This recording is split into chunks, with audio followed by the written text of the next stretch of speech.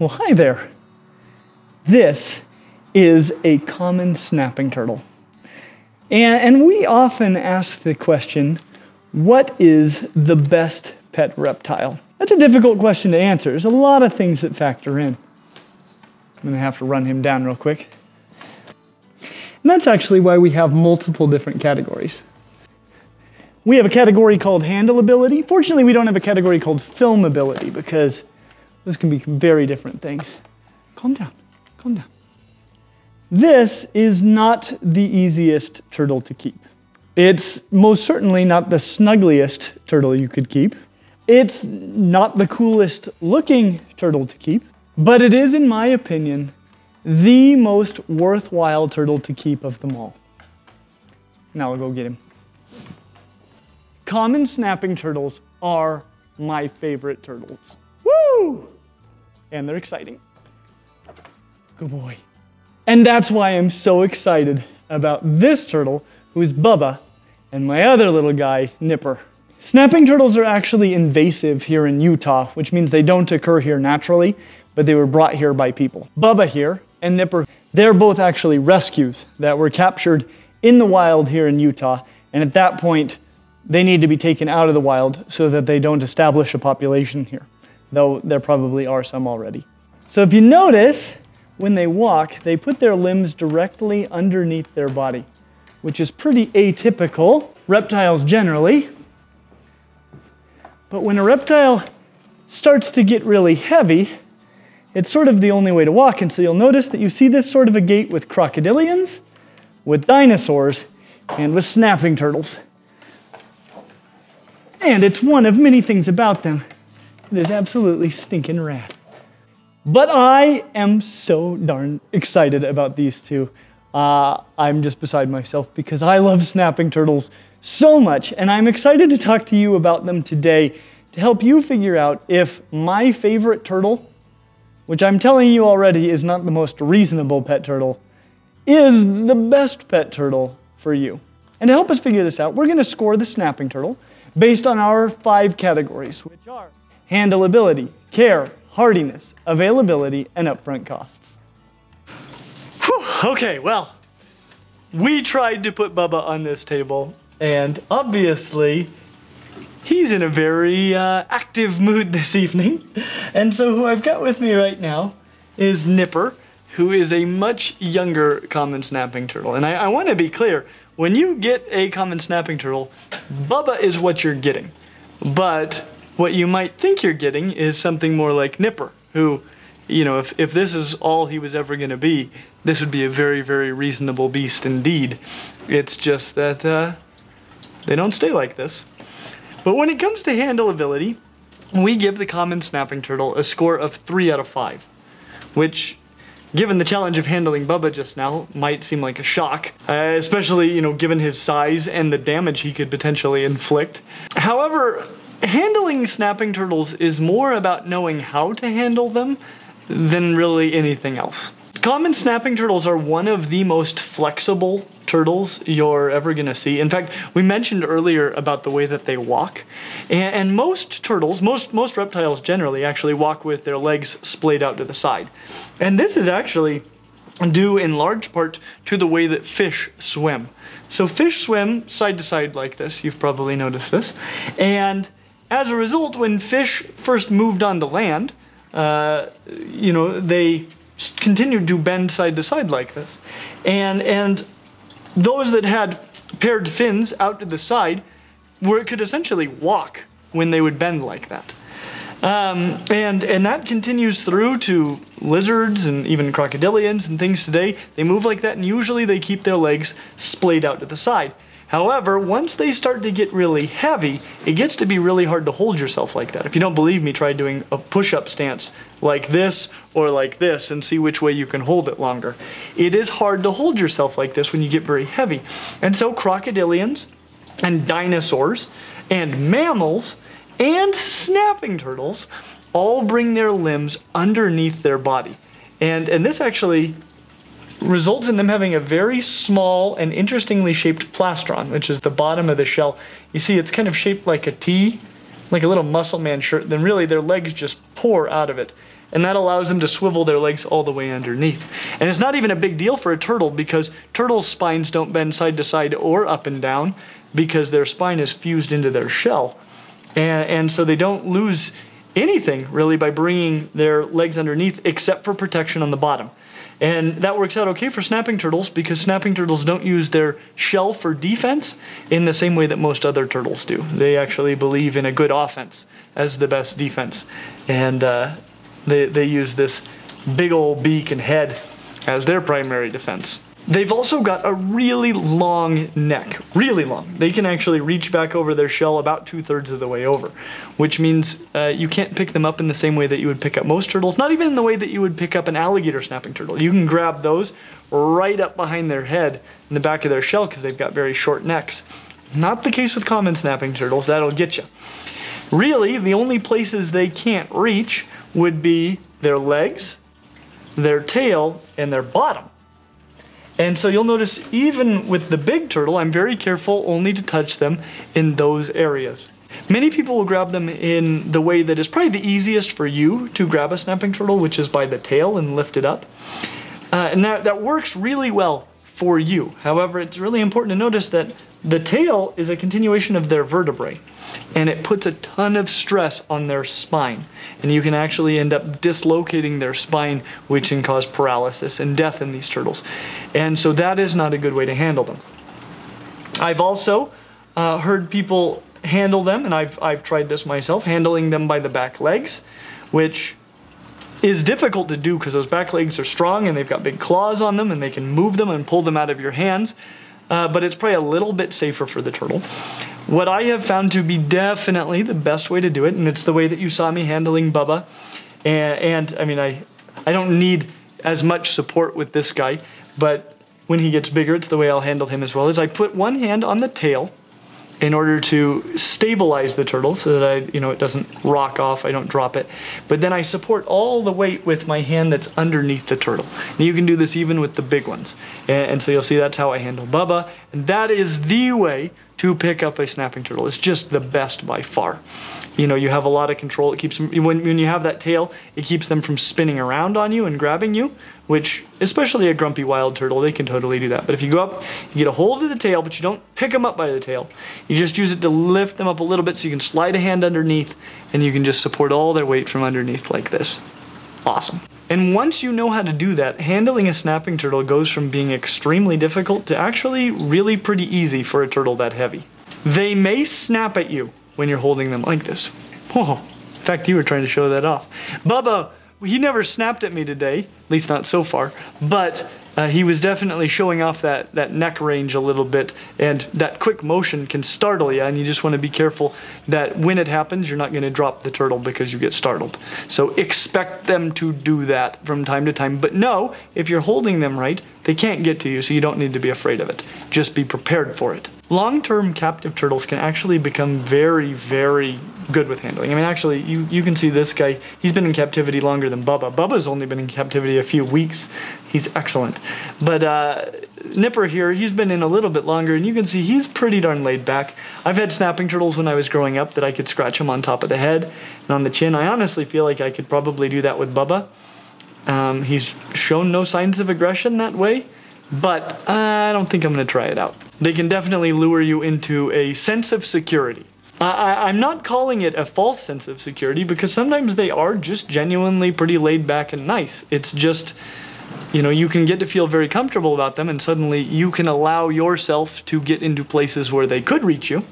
I've often commented that if Bubba has a goal of biting me, he's playing it perfectly because he is giving me every indication that he's just a sweetheart and just waiting for that one day when I let down my guard and try to scratch him on the head or something, and then whammo! So let me ask you a question, which is how bad would the bite be from a common snapping turtle? When I see them online, I see a lot of people commenting about how they're going to bite off your fingers and things, and that is something that their cousin, the alligator snapping turtle, absolutely can do. They can totally sever your fingers, but I actually recently became very curious, how strong exactly is the bite of a common snapping turtle?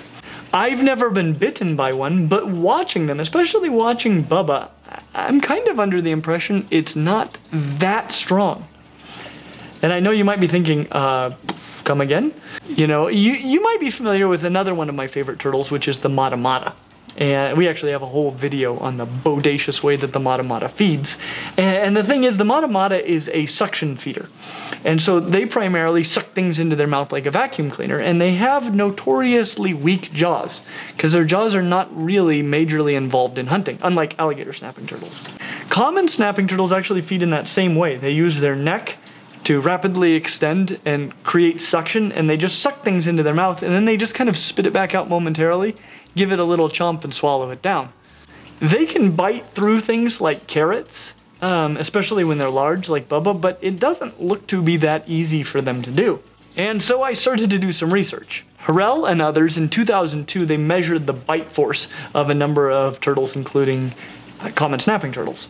And they actually measured the bite force of common snapping turtles to be somewhere between 208 and 226 newtons. That's a measure of force. And just to put that into some perspective, humans have an average bite force of somewhere between 300 and 700 newtons. So actually quite a bit more than what was measured from these common snapping turtles. That said, if a human really bit you with intent to do you damage, they could do some pretty catastrophic damage. So 300 to 700 newtons is a lot of bite force, and a snapping turtle probably has a sharper beak, so that factors in, and you know, comparable to a weak human jaw force. I think, you know, the bite would be probably not as bad as you might imagine, but I still don't want to be bitten. That's the take home. Again, it can be really easy to avoid their bite if you just know what you're doing. So just hold them right and it's not going to be an issue. If you're holding them appropriately, really the worst things that can happen would be that the turtle would pee on you. Being a freshwater turtle, they do pee a lot. And so they will pee on you from time to time. The snap is fast and dramatic, and so it can be very startling. The thing I worry about the most, honestly, is just that I'll get startled and drop the turtle. I'm not so worried about anything bad happening to me. It's no worse than opening Pillsbury products, which I hate. I'd like to take just a moment to thank our patrons at Patreon who actually know all about how I respond to Pillsbury products, because a while back Jason decided to torture me by making me open a whole bunch of Pillsbury products. So that is just one of the many perks that we have to being a patron on Patreon. But thank you sincerely for all that you do for us, even though it forces Jason to torture me. They also, as you saw earlier, get big and heavy. So even though it's not gonna bite you, man, they're really heavy and it's exhausting to carry them around. And those claws, they can be pretty nasty. If you're holding them just right, they actually can't kick you or can't kick you very much, but when they do get you, those are strong legs with big old powerful claws, and it hurts. But again, you hold them right, they can't kick you because they're turtles, and turtles can't reach all the parts of their body very well. Turtles are great. The take home is that holding a snapping turtle is not like holding a bearded dragon or a ball python, but if you know what you're doing, it's very, very manageable. Even for a big one, as long as you can lift that much weight with one hand. When it comes to care, we give the common snapping turtle a score of 4 out of 5. For a water turtle, the care for a snapping turtle is actually pretty darn easy. That's except for the fact that it is a giant water turtle. So there is that. As a result, you need to provide a pretty huge water area. We've got Bubba in a great big trough that we got from the rescue from whence he came. That is not his long-term enclosure, but it is a good holding place while we build a much bigger pond for him. And those can be reasonably good enclosures. When it's a baby, providing a big space like that is still great. The main thing is just make sure the water's not too terribly deep. Snapping turtles are, they're okay swimmers, but you definitely want to provide places where they can just stick their neck up to breathe without having to swim all the time. It's kind of hard on them. Depending on how cold you allow your home to become, you might not even have to heat the water, which is great because it's a heck of a lot of water. A good filter is a must unless you want to be doing massive water changes all the time, because these guys can be pretty sloppy eaters. A nice thing is, though, they're not very picky about water. They can tolerate a large range of temperatures and pHs, so just, you know, don't let it get too hot or too cold, you know, too acidic or too basic, but they can accept a pretty wide range. UVA and UVB will be important for them. Interestingly enough, you can set up a basking area and lamps in the enclosure, and they may not really bask. Sometimes they will and sometimes they won't. What I do with all of mine is I take them out and let them dry out thoroughly a few times a week and let them sit in the sun for some time so they can get some UVB. So if you can do that regularly, you might not even need the lamps. However, some turtles love to bask, so just experiment with it and see what works for yours. Feeding common snapping turtles is easy because they love everything. Not only do they love to eat, but they also can go rather a long time without eating, which is very convenient if you go on vacation or something like that. Obesity is honestly one of the main things to look out for. You know, and if you notice, even this turtle that's a fairly healthy weight, you know, he kind of pours out of the shell, and it can get much, much more than that. Even this guy might need to go on a little diet. You notice Bubba, he came to us very, very generously proportioned. And we've actually been trying to put him on a little bit of a diet, so we haven't been feeding him much fat or protein since he got here. We offered him a little bit of watermelon for this video, but he's been doing really well on a lot of vegetables because these guys are omnivores. And so we're putting him on a little bit of a salad diet for a bit. Just generally, they love protein, but keep protein and fat kind of low.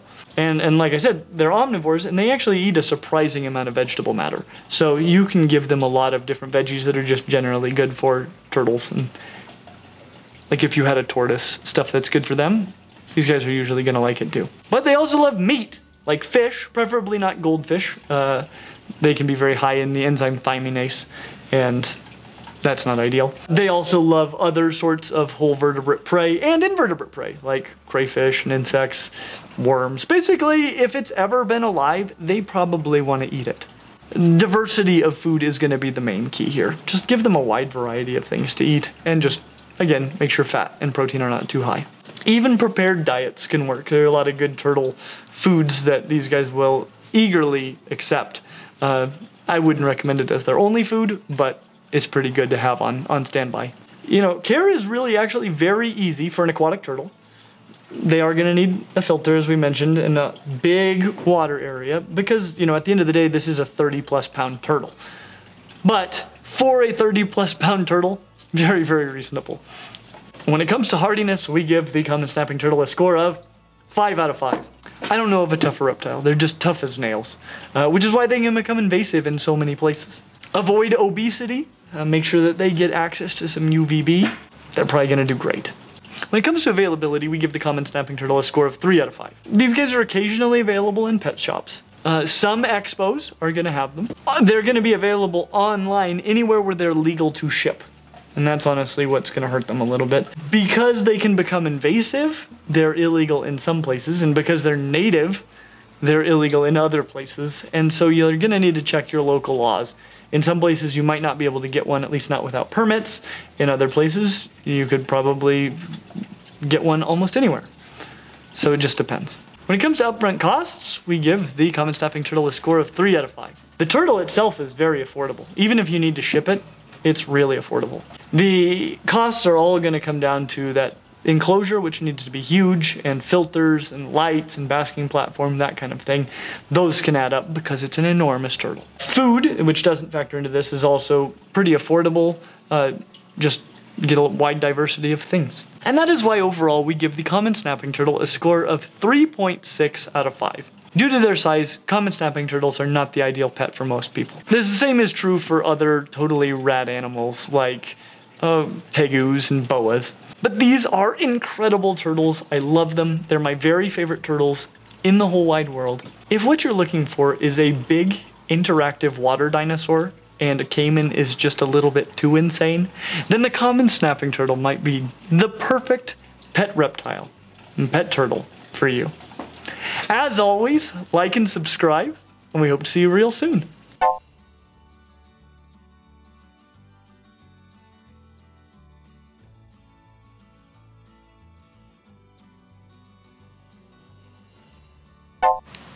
There, if we can get him to simmer down. There you go. It's like calendar style. Should I be following him? Well, yeah, but I'm gonna have to bring him back. Okay, there we go. There we go. Earning my dessert today. Calm down. Calm down. Good boy. Okay. Should add to that list, not the easiest turtle to film, especially when they get to be great big guys like Bubba here. Oh yeah, there you go, buddy. Look at how great this guy is. He's like a hamburger.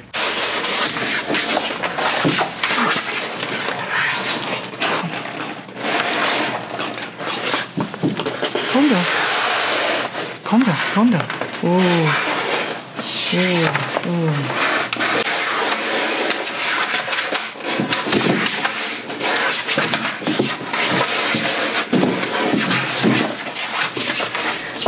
There you go. You okay? You've been a very good sport. I really appreciate you. Common snapping turtles are my favorite turtles. Woo! And they're exciting.